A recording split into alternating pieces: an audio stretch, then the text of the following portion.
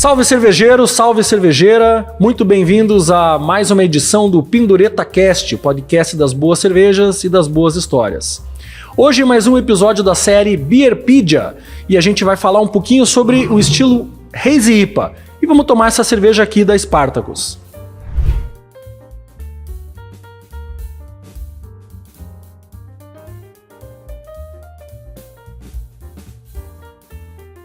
Alessandro, tudo bem, cara? Tudo bem, você? Ó, você vai fazer as honras de novo, hein? Vamos lá, vamos lá. Não tá 100% gelado, então cuidado pra não fazer... melhor ainda, melhor fazer ainda. caca, hein?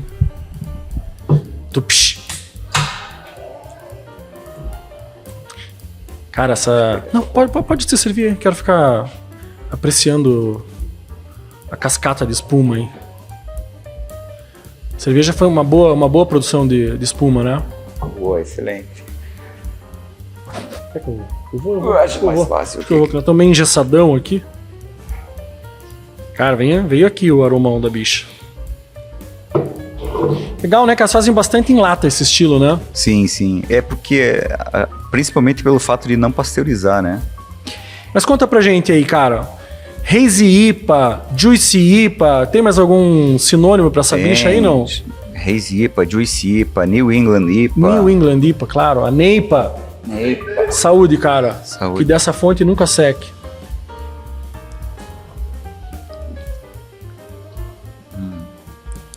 Muito boa, hein?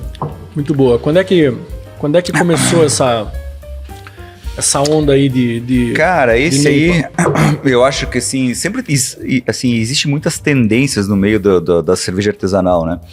Eu acho que essa aí talvez tenha sido aí a tendência atual ainda tá... O hype. O hype. Agora a galera já tá na Lager e tal, né? Daí, antes da Lager foi as Pastry Stouts e as Pastry Beer, que eram as cervejas que tinham alguma coisa relacionada com sobremesa. E aí antes era esse estilo, né? Então esse estilo foi um estilo que no começo o pessoal tentava fazer de várias formas e assim, e muita gente até aqui no Brasil, assim, eu acho isso é legal que a gente consegue ver a evolução, assim, né, até do mercado cervejeiro e tal. Essa daqui tá fantástica, o pessoal o Cássio lá da Spartacus manda muito bem, então acho que ele é uma das referências aí nesse estilo. Quer fazer uma pausa aqui, Cássio? Tem uma tradição aqui, cara, toda vez que a gente faz um merchandising de graça, o cara tem que mandar uma caixa de 9 skin pra gente, então, por favor, hein, cara. E aí, assim, o que acontece? Então, no começo, assim, as pessoas tentavam fazer, porque vinham lá fora, né? Porque isso é um estilo que começou a ser feito lá nos Estados Unidos. E aí as pessoas faziam, só que de uma forma errada, né? Então, assim, no começo a gente via muita cerveja muito amarga, que na verdade, assim, o que caracteriza, na verdade, esse estilo? Na minha opinião, assim, a característica principal desse estilo é exatamente todo o oposto do que a gente conhecia até então sobre como fazer cerveja. Então, como que a gente procurava fazer cerveja antes daqui? Fazer cerveja IPA ou fazer qualquer cerveja? Qualquer cerveja, mas assim, a maior parte das cervejas, inclusive as IPAs. Então, a gente procurava fazer uma cerveja com uma... transparência muito boa, então você tinha, né, sem nada em suspensão, obviamente, né? Uhum. Então você conseguia fazer uma cerveja mais limpa, então acho que a maior parte das cervejeiras, mesmo fazendo as IPAs até então, a gente procurava fazer uma cerveja um pouco mais limpa. A gente procurava fazer uma cerveja extremamente seca, né? Então, assim, principalmente para você valorizar ainda mais assim, a percepção do lúpulo, né? Aqui é tudo demais, né? Que é tem tudo muito contrário. Corpo, tem... não tem o amargor, né? Que a gente procurava um amargor muito presente. Muito aroma, muito dulçor. Então, assim, isso aqui foi, assim, na verdade, assim, uma quebra de paradigma absurdo, assim, né? Na época. E aí, assim, o que aconteceu? Quando começaram a lançar esse estilo, assim, primeiro a gente olhava assim, né? Olhava a foto, parecia que uma Weiss, ou parecia, sim, né? Então, assim, era uma coisa completamente diferente. E quanto mais hazy, melhor, né? Quanto mais clara a cerveja, melhor. Mas aqui tem trigo, né? Você falou de Weiss, aqui tem malte de trigo. Sim, né? sim. Normalmente, assim, o que acontece, assim, lá no começo tinha gente que tentava chegar nesse haze através de assim, colocar algum amido depois na fervura, colocar alguma coisa assim, na verdade assim não precisava, né? Se você fizer a cerveja... tinha muita gente também que achava que isso aqui que esse haze só vinha... não filtrar. Exatamente. E que vinha da levedura em suspensão, mas também não é. Se tivesse levedura em suspensão, o gosto era completamente diferente, né? E assim, com o tempo, a levedura em suspensão, ela decanta, né? Sim. Se você deixar na lata lá um tempo, ela vai decantar. Se você deixar num barril, por exemplo, for servir num bar, deixar lá muito tempo, ele vai para baixo. Com os primeiros copos vão vir só levedura, depois ela vai estar limpa, né? Então assim... Bom que o intestino do cara vai funcionar bem, né, cara? Também. Mas assim, esse haze, essa turbidez... na verdade, você consegue com proteína dos cereais que você acaba usando. Normalmente nas neipas você acaba usando lá uma quantidade grande de trigo e também de aveia ou de algum cereal não maltado, que tem bastante proteína, né? Então assim, a cevada tem proteína? Tem, mas o trigo tem muito mais, a aveia tem muito mais. Então daí e essa proteína... que você... Aí assim, daí tem as técnicas de produção, que daí também a gente... Normalmente você vai contra tudo que a gente sempre fez, porque a gente tentava o oposto disso, né? Sim. Então assim, se você pensar que a gente normalmente ferve uma das etapas da produção da cerveja, que é a fervura, né? Normalmente a gente ferve por pelo menos 1 hora. Para quê? Para a gente coagular a proteína do malte com o polifenol do lúpulo e formar o trub, e ele decantar e ficar na pra tina. Já tirar coisas dela. Exatamente, para ela já sair limpa pro tanque. Então aqui a gente quer que isso não aconteça, né? Então assim, as técnicas são diferentes. Então aí você já começa por aí já se preocupar em não fazer com que isso aconteça, não colocar lúpulo no começo da fervura ali para você, porque você não... A quantidade de lúpulo que tem nessas cervejas, por que essas cervejas são caras? Até um negócio legal de falar isso, as pessoas falam assim, porra, antigamente assim, eu lembro quando começaram a vender esse tipo de cerveja, assim, as pessoas falam assim, porra, mas peraí, cara, custa mais de R$50 uma lata de cerveja, né? E, cara, o preço de se você pegar e for ver por litro, cara, é mais caro do que um uísque, mais caro... Sim, mas é que é muito caro para fazer essas cervejas, porque você tem que colocar muito lúpulo. E o lúpulo é caro, né? E ainda mais lúpulo de qualidade, ele é caro mesmo. Mas eu vou te falar, cara, eu não sei se eu conseguiria tomar 2 latas dessas, assim, né? Você toma uma lata, é uma experiência tão marcante, tão... Geralmente, assim, cerveja que tem dulçor residual, que tem muito corpo, que tem uma explosão de lúpulos, assim, que a hora que você acaba de tomar, você tá satisfeito, né, cara? A ideia é essa, né? Você tomar uma cerveja mais... Você fazer... Por isso que tem, né, um dos nomes do estilo, que é Juice IPA, parece um suco mesmo, né? Um suco concentrado de fruta, né? Então, assim, normalmente usa-se lúpulos americanos, cítricos, ou que tem essa característica. Sim. Hoje em dia tem na Austrália, Nova Zelândia também produzindo esse tipo de lúpulo mais cítrico com essa característica. Parece que você tá tomando suco de fruta mesmo, né? E você não filtra ela no final, né? Então, filtra um pouco. E a cerveja que a gente faz, esse estilo, a gente passa na centrífuga. Só que ela continua com a mesma turbidez, porque assim, na centrífuga é só para tirar a levedura, né? Sim. Que tá em suspensão. Isso é uma cerveja que foi um estilo, que foi criado nos Estados Unidos? Sim, aham. E aí, por que você acha que eles criaram esse trem, hein? Cara, eu acho assim, é difícil hoje em dia. Assim, imagina só você tentar criar uma tendência com tudo que já existe, né? Então, assim, hoje em dia, acho que esse movimento de cerveja artesanal que começou nos Estados Unidos lá no começo da década de 80 e tal. Então, no começo a gente... Qual que era a ideia principal? Era você renascer, assim, estilos que tinham praticamente sido extintos, né? E aí, assim, depois, beleza, todo mundo fazendo todos os estilos de uma forma um pouco mais moderna, tal, legal. O que dá pra fazer depois disso? Vamos inventar alguma coisa diferente. Já ressuscitamos os caras, agora vamos... Pô, já ressuscitamos todos os estilos clássicos e tal, beleza, de uma forma bacana. Cara, agora a gente tem que inovar. Daí como é que a gente inova? Aí começa a fazer isso.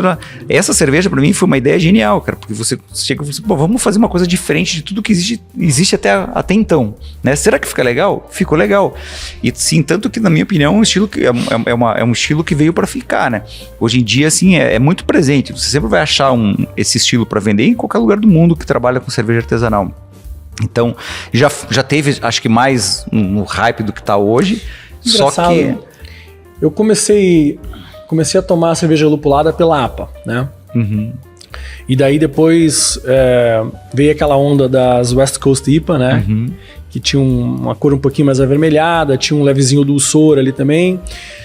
Depois comecei a tomar IPA bem seca, né? E hoje assim, eu tenho vontade de tomar muito em casa assim, cerveja torrada, né? Eu gosto de cervejas assim mais maltadas, cervejas inglesas é o que eu mais gosto de tomar hoje. Mas eu tenho cerveja lupulada, mas eu não sei, cara, eu não tive vontade, por exemplo, de voltar pras porradas, assim, sabe? eu por ter tomado você a Serra Nevada APA, cara, essa cerveja aqui pra mim, pro dia a dia, assim, ela tá na temperatura certa, né? E eu acho que a gente, assim, eu acho que a gente tem um gosto... Parece que a gente busca o limite, o extremo, e depois você fala, mas aonde que é a curva que eu falo, isso aqui é o que eu gosto, né? Você volta para um negócio mais... Eu acho que a gente é muito parecido nesse sentido, assim, a gente gosta de beber volume, né? Então, assim, quando você vai beber volume, a cerveja, assim, a gente acaba acostumando com isso, né? Desde o começo. Tem alguma coisa estranha, porque eu fico maior e você tá cada vez menor. Tu depois tem que me dar alguma dica que eu acho que eu não tô lidando muito bem, cara. Então, assim, a gente que gosta de beber volume, se ficar tomando cerveja de 8% de álcool, cara, não dá, né? Então, assim, a gente busca cervejas, às vezes, mais, assim, para beber volume com uma graduação menor. Só que, assim, eu acho que esse tipo de cerveja é uma cerveja que é bacana de você, assim, ter a tua experiência de você pagar caro numa lata, por exemplo, de 473 ml, né, quase meio litro. Então você vai ali, você pagou um valor mais alto tal, e é uma experiência da lata. Então, assim, às vezes você quer assim, eu vou comer um hambúrguer top que eu vou fazer em casa, tá um negócio muito diferente, tô a fim de tomar uma cerveja, aquele dia no dia de semana, alguma coisa que, cara, né? Então, essa é uma cerveja que eu acho que ela entrega tudo isso que você se satisfaz com uma lata.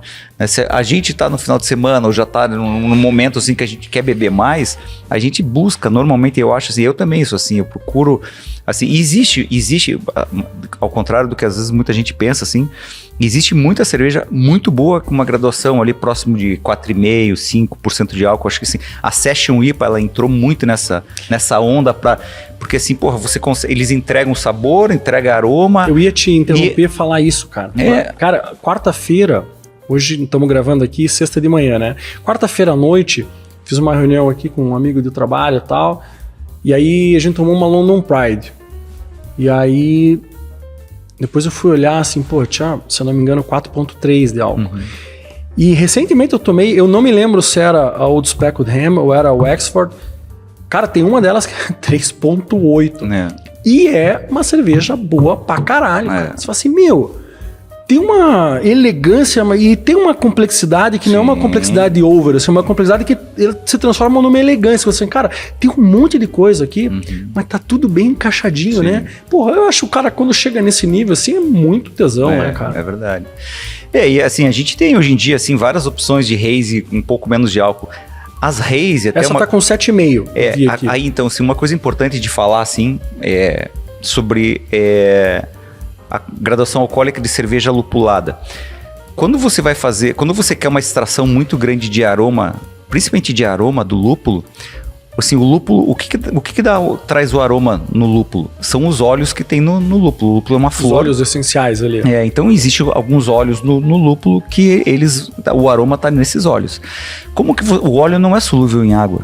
A cerveja, se é uma cerveja de 5% de álcool, ela tem 95% de água, né? Sim. Então, assim, o que acontece?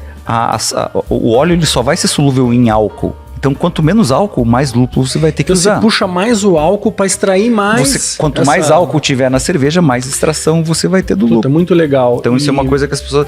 Então, assim, é muito mais fácil você fazer uma cerveja com uma explosão de aroma de lúpulo se ela tiver uma graduação alcoólica maior do que... E é legal que você está falando também o seguinte, esse mais álcool e essa maior extração deixa um resinoso, né? Nessa cerveja, assim, né? De leve, assim, né? Assim, esses estilos, assim, eu acho, na minha opinião, assim, pra quantidade de lúpulo que é usada nessa cerveja, essa daqui tá perfeita. Também gostei. Mas, assim, assim, isso é difícil de fazer. Por quê? Porque você tem que ter muito cuidado. A quantidade de lúpulo que você vai colocar a mais para você conseguir fazer uma extração de aroma maior, você pode fazer uma extração, né?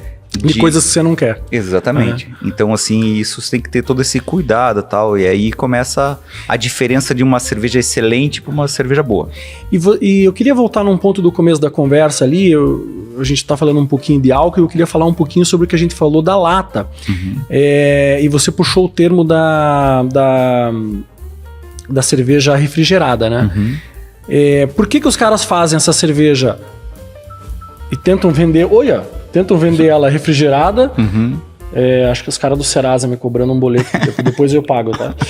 Cara, por que eles fazem em lata e e tentam vender ela em cadeia refrigerada. E o que aconteceria se você jogasse isso aqui para uma garrafa e ficasse lá 6 meses numa gôndola de mercado?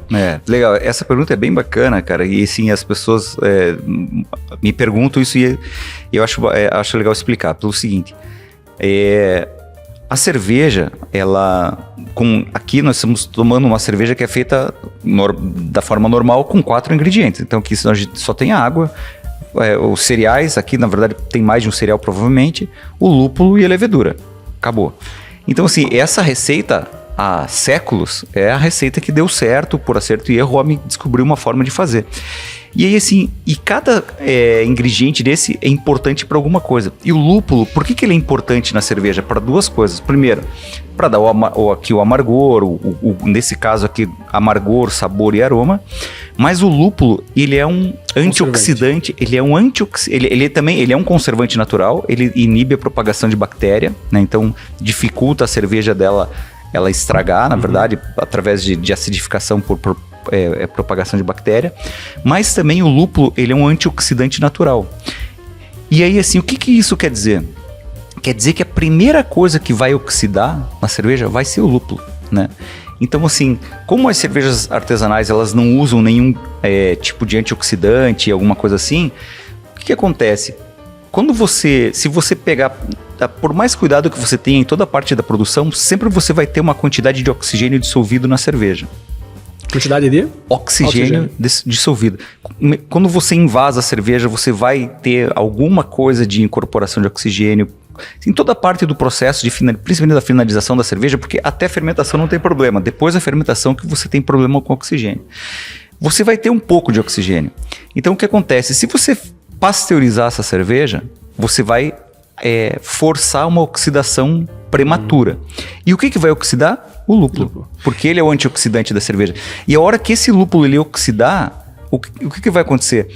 Todo esse frescor que a gente está sentindo, todo esse aroma bacana e tal, ele vai perder. Perde ou ele compete com aquele metálico? Aquele metálicozinho é a oxidação ou não? Não há. Assim, a oxidação de lúpulo, normalmente você vai para um outro caminho, assim, que você muda muito o aroma, mas ele fica indesejável. Não é um aroma bacana, entendeu? E você perde totalmente o frescor. Então, assim, você perde o que tem de bom lá, porra. Você perde o que tem de bom, você perde também, muda aroma, muda sabor também, você carameliza açúcar residual. Então, assim, a cerveja muda bastante. Só que esse tipo de cerveja aqui é o que mais apanha em uma pasteurização. Então, o que acontece? Qual que é a melhor forma de você evitar essa oxidação e você manter tudo que tem de bom no lúpulo dessa cerveja? É você deixar ela refrigerada. Então, assim... Muito da diferença do chopp e a garrafa também... Tá ligado a isso, exatamente. Né? E na lata tem mais uma coisa. O lúpulo ele é fotossensível. Então a luz ele também a luz é um problema pro lúpulo também. Então, assim, o fato de ele estar na lata, muita gente, assim, tem um preconceito muito grande, principalmente aqui no Brasil, assim, fala, puta, cerveja na lata é ruim, eu prefiro, quando pensa numa cerveja comum, assim, a cerveja de garrafa de vidro é melhor do que na lata, né? Mas o brasileiro, ele gosta de tudo que é ao contrário, né? Porque quando eu comecei a trabalhar com cerveja, uma das primeiras verdades, assim, que você ouve e fala, não, porra, a garrafa é âmbar, porque a luz... ela oxida a cerveja e tal, e daí, pô, beleza. Daí o brasileiro gosta pra caralho do quê? Da Heineken, que é na garrafa verde. Mas assim, mas tem explicação pra isso. Porque assim, o grande problema da garrafa clara para cerveja é essa sensibilidade do lúpulo à luz. Só que o lúpulo usado nessas cervejas como Heineken, essas cervejas que tem a garrafa transparente, né, como Sol e tal, aí ele é um lúpulo diferente, usa-se um extrato de lúpulo que ele passa por um processo que ele perde essa sensibilidade à luz. Alessandro, você tem futuro, viu, cara? Vou te falar, nunca te falei isso, mas olha, você tá ficando bom nesse negócio.